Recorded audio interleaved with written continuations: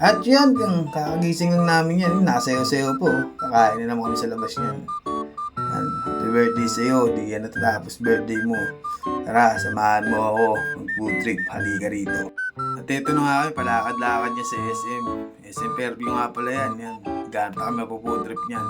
Amang walking trip lang, hanap-hanap ng foods. Saan kaya na naman kami makakain nito? At ito na nga, nakita namin kakainan namin dito sa House of Sushi sa SM Fairview. Yan, tamang order lang. Sige, ganap tayo ng order dyan. Kain lang ng kain. At ito nga pala yung order namin yan para alam ng mga nakabantay sa buhay ko. Kakainin ko na lang yung mga sinasabi mo. Sige, panoorin mo ako, magsawa ka sa akin. Tanginan mo lang, pakialam sa'yo. Sige, food trip lang kami niyan. Yan, food trip, mabilisang kain lang to.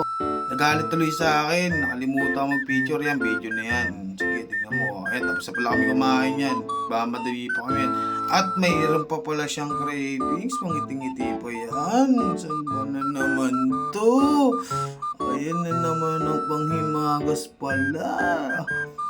Yun, tamang higup niyan, geng-geng ko. Yes, labas na kami yan. Sa SM Fairview lang yan, tropa. Kaya kayo, labas mo na yung asawa mo. Yan, pauwi na ako yan. Oh. Puta, busog na naman kami. Update ang buhay ko. Tignan mo, pasungmasdan mo. Ganito lang ang buhay namin. Ito, nasa kalsada na kami. Yan, dire-diretso lang ako. Hanggang sa walang hintuan to. Takbo ng buhay ko. Dire-diretso lang to. Panoorin mo ko.